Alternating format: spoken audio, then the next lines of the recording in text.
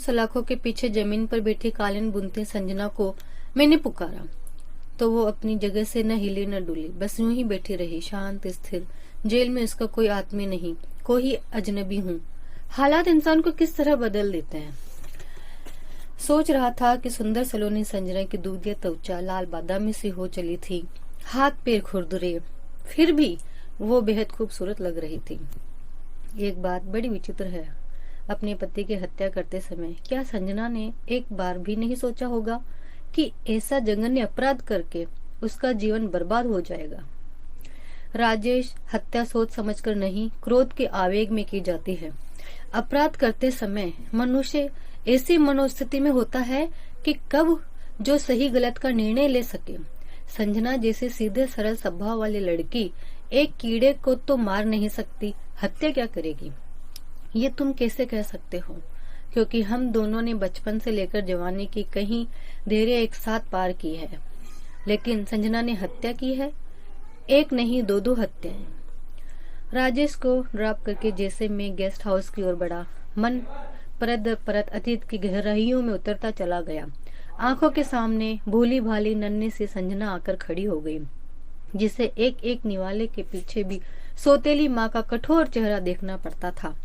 लोग कहते तो यही थे कि अपनी बेटी की देखभाल के लिए ही रामलाल जी ने दूसरा विवाह किया, लेकिन बेटी पर होते हर दिन के कहर को वो कभी नहीं रोक पाए। न जाने क्यों मेरा संवेदनशील बालमन नन्ही संजना की पीड़ा को देखकर क्षुब्ध हो उठता। एक बार आधी रात को संजना की सिसकियां सुनाई दी तो मैं दरवाजा खोलकर उसे अपने घर ले आया। माँ ने भर पेट भोजन करवाकर उसे अपने पास ही सुला भी लिया। उस दिन के बाद हम उसके आत्मीय बन गए। अपने घर से वो अक्सर हमारे घर आ जाती। अपनी व्यस्तता के बावजूद मैं उसका होमवर्क करवाता, माँ खाना खिलाती, लेकिन उसकी माँ को संजना का इस तरह हमारे घर आना जाना नहीं भाता था। किसी न किसी तरह वो अपना रोष प्रकट कर ही देती। उन दिनों में प्रतियोगी परीक्षाओं की तैयारी कर रहा था। संजना के इस तरह बार बार आने से मैं परेशान हो जाता। मैंने उसे समझाते हुए कहा, कुछ देर अपने घर में ही पढ़ा करो, जब बहुत जरूरी हो तभी मेरे पास आया करो। किस समय पढ़ूं? दिन में माँ पढ़ने नहीं देती, रात में पापा बत्ती बुझा देते हैं, कहते हैं कि बिल बहुत ज्यादा आ जाएगा। अपनी लड़ाई खुद लड़ना सीखो। मैं जानता था उसमें आत्मबल की कमी है। वैसे मेरे कहने पर वो 2-3 दिन आई भी नहीं। एक दिन उसके घर से मार पीट की आवाजें सुनाई दी। क्या हुआ होगा समझ नहीं आ रहा था। माँ के रोकने के बावजूद मैं उसके घर पहुंच गया। संजना की माँ उसकी जान लेने पर आंता थी। मार ही डालेगी क्या इस नन्ही सी जान को? इतनी ही अच्छी लगती हो तो ले जाना इसे अपने घर। घायल सिंहनी की चिंगाड़ती उसकी माँ ने मुझे घूरा तो मैं सच में उसे अपने घर ले गया। तभी संजना रोते हुए अपनी पीठ उगाड़ते हुए बोली, देखिए कितना मारा है मुझे। पल भर पहले उसके प्रति उपजी मेरी सहानुभूति न जाने कहाँ काफूर हो गई। बेवकूफ लड़की, इतना भी नहीं जानती कि भले घर की लड़कियां किसी वयस्क के सामने इस तरह पीठ नहीं उगाड़ती। उसकी सुख चेतना को जागृत करने के लिए मैं चिल्लाया, संजना तुम्हारे हाथों में इतना दम नहीं कि अपनी माँ का उठा हुआ हाथ रोक सको? कायर हो तुम, कायर। मैं गुस्से से हाँफ रहा था। कंपटीशन का रिजल्ट घोषित हुआ, मुझे मेडिकल में एडमिशन मिल गया। घर में सब खुश थे, लेकिन संजना उदास थी, एकदम गुमसुम सी। जाने पहले माँ ने मेरे लिए मंदिर में पूजा रखवाई थी। संजना पूरा दिन मेरा सामान व्यवस्थित करती रही। पसीने से तरबतर संजना को खींचकर मैं जबरन अपने कमरे में ले आया। अपनी पसीने से भीगी हुई हथेली से मेरे हाथ कसकर बीच कर वो बोली, तुम्हारे जाने के बाद मैं बिल्कुल अकेली हो जाऊंगी सिद्धार्थ। क्यों?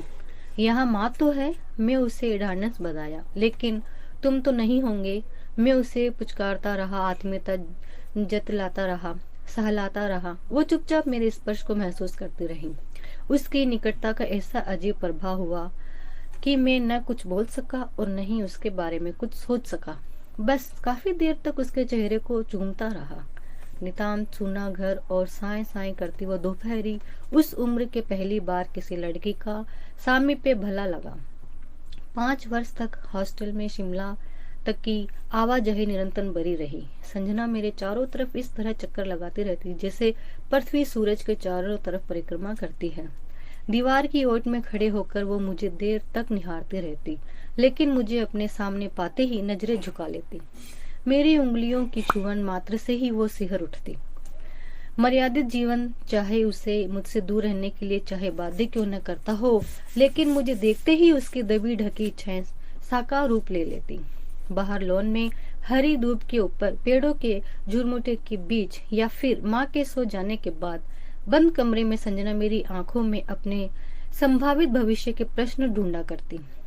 मेडिकल के अंतिम वर्ष में ही मुझे एमएस करने के लिए यूरोप के एक प्रतिष्ठित कॉलेज में एडमिशन मिल गया।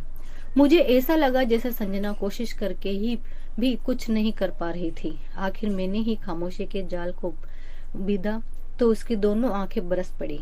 यही शिमला में रहकर प्रैक्टिस शुरू क्यों नहीं कर देते संजना? भावनाओं के धरातल पर यथार्थ की नींव को नहीं रखा जा सकता। माँ को तुम्हारे ही भरोसे छोड़कर जा रहा हूँ। 2 साल बाद तो लौट ही आऊंगा। यूरोप आकर मेरी मुलाकात रीता से हुई। मेरी तरह वो भी भारत के एमएस करने के लिए आई थी। सुंदर कॉन्फिडेंट रीता का मानसिक स्तर मेरे ही समरूप था। धीरे धीरे हमारी दोस्ती प्रेम का रूप ले लिया। बरसात की वो खनकती बरसाती भीगी भीगी रातें, बिजली का कौंदना, बादलों की टक्कर, सब कुछ बेहद आनंददायक लगता। प्रेम का घरौंदा बनाकर हमने अपने चारों तरफ ऐसे स्वप्निल संसार की कल्पना कर ली जहां मेरे और रीता के सिवाय तीसरा कोई नहीं था। घर में माँ की चिट्ठियां लगातार आती रहती। उनकी हर चिट्ठी में संजना की तारीफ होती। मैं भी माँ की तरफ से निश्चिंत रहता। 2 वर्ष कैसे बीत गए पता ही नहीं चला। भारत वापस लौटने के बाद मुझे लखनऊ के एक हॉस्पिटल में सीनियर सर्जन नौकरी मिल गई। रीता को भी वही के लिए हॉस्पिटल में स्त्री रोग विशेषज्ञ कार्यभार संभालना था। सोचता था घर पहुंचकर मैं माँ से रीता के बारे में बताऊंगा, लेकिन माँ की अनुभवी आंखों से कुछ भी छिपा नहीं था। मेरे व्हाट्सएप और वीडियो कॉल से ही उन्होंने रीता के प्रति मेरी घनिष्ठता और प्रेम का अनुमान लगा लिया था। घर पहुंचा तो वंदन वार सजे हुए थे। ढोलक की थाप पर औरतें भदावे गा रही थी। पकवानों की खुशबू से आंगन महक रहा था। शादी के कार्ड भी छप चुके थे, लेकिन मेरी 2 जोड़ी आंखें संजना को ढूंढ रही थी। आज कल वो यहाँ नहीं रहती। माँ ने मेरी उत्सुकता का स्मरण किया। फिर कहाँ रहती है? नहीं मालूम, हैरानी से हो। माँ संजना का इतना विश्वास भी नहीं पा सके कि बेटे के प्रेम प्रसंग की खबर तक उसे सुना सके। लखनऊ पहुंचकर नया क्लिनिक और नए जीवन साथी के साथ शिमला की यादें धूमिल पड़ने लगी। एक दिन लखनऊ के सिटी क्लब की नए साल की पार्टी में संजना अचानक मिल गई। नाभि दर्शाती शिफॉन साड़ी, कटे हुए बाल, गहरा कटावदार ब्लाउज पहने, एक हाथ में शराब का गिलास और दूसरे हाथ में सिगरेट का धुआं उड़ाती फर्राटेदार अंग्रेजी बोलती। जब वो डांस फ्लोर पर आई तो कहीं आसक्त निगाहें उसके नग्न शरीर पर रेंगने लगी। सुना है धंधा करती है, कहीं से आवाज आई तो लगा किसी ने पिघला शीशा उड़ेल दिया हो कानों के। रात को 2 बजे हम घर पहुंचे तो गुलाबी नाइटी में लिपटी मेरी बाहों में सिमट रीता बोली, छी, सफलता पाने की कोई औरत इतनी गिरी हुई हरकतें भी कर सकती है। रीता, जब तक किसी के बारे में पूरी जानकारी न हो स्टेटमेंट नहीं देना चाहिए। जानती हो वो कौन थी? संजना थी वो अविश्वास में मेरी तरफ देखने लगी, क्योंकि लंदन में मेरे द्वारा दिखाया गया संजना का चित्र कहीं से भी इस मॉडर्न लड़की से मेल नहीं खा रहा था। यादों के बियावान में निकला वो आंखें मूंदने लगी। अगली सुबह शिमला पहुंचते ही मैंने राजेश के ऑफिस फोन मिलाकर अपना वक्तव्य किया। सुना है संजना का पति रामचंद्र अच्छा इंसान नहीं था। अपनी महत्वाकांक्षाओं की पूर्ति के लिए वो अपने ही द्वारा बिछा शतरंज के बिसात पर उससे हर दिन नई नई चालें चलने के बाध्य करता रहता था। तो फिर छोड़ क्यों नहीं दिया उसने रामचंद्र को? राजेश की बात में दम था, फिर भी मैंने संजना का ही पक्ष लिया। हमारे समाज में कितनी महिलाएं ऐसा कदम उठा पाती है। काफी दौड़ भाग के बाद राजेश को संजना का वकील नियुक्त किया गया। केस की सुनवाई के समय अदालत खचाखच भरी थी। अपनी सफाई में संजना ने जो बयान दिया उसे सुनकर हम दोनों ही हैरान रह गए। एक कॉन्ट्रैक्ट पाने के लिए शहर की एक राजनीतिक पार्टी के अध्यक्ष के साथ जब मेरे पति ने अपने ही सामने मुझे उसके साथ हम बिस्तर होने के लिए बाध्य किया, तो मेरे पास उन दोनों की हत्या करने के अलावा दूसरा कोई विकल्प ही क्या रह गया था। काफी दौड़ भाग के बाद संजना की सजा वर्षों में घटाकर चंद महीनों में तब्दील कर दी गई। उसे मुबारकबाद देने के लिए मैं लखनऊ से जेल पहुंच गया। चुपचाप बैठी संजना से मैंने पूछा, संजना, कुछ समय बाद तुम रिहा हो जाओगी, अब भविष्य के लिए तुमने क्या सोचा है? जवाब में उसकी त्योरियां चढ़क गई। बोली, जेल के भीतर रहूं या बाहर, फर्क पड़ता है। मतलब रामचंद्र की सजा तो मैंने उसका कत्ल करके दी है, पर उस व्यक्ति को क्या सजा दूं जो बरसों तक एक भोली भाली दुनियादारी से अनजान लड़की के प्यार और सहानुभूति का मानसिक और भावनात्मक बलात्कार करता रहा। कभी बंद कमरे में, कभी पेड़ों के झुरमुट के बीच। मानती हूँ उस व्यक्ति के दृष्टिकोण में धीरज प्रदान करने की वो अनूठी शक्ति थी, लेकिन उस लड़की का क्या दोष था? वो तो हर पल उसी उम्मीद में जीती रही, उसे भोगने वाला वो व्यक्ति एक दिन सेहरा बांधकर उसे ब्याह कर ले जाएगा। संजना ने मेरे हाथ अपनी पसीने से भीगी हथेलियों से कसकर बीच लिए। हम दोनों की आंखों में आंसुओं की धार बह निकली। अगर उस लड़के ने उसका हाथ थाम लिया होता तो वो इस तरह घर से बेघर न होती, न ही ये सब हुआ होता। मैं पश्चाताप की आग में सुलगने लगा, अब भी सुलग रहा हूँ। उपासना के इस सवाल का जवाब न तब मेरे पास था और न ही अब है। काश अपनी भावनाओं का प्रदर्शन मैंने किसी और तरह से किया होता। आज मैं रीता के साथ एक फ्लैट में खड़ा हूँ। रीता ने पूछा, यह किसका है?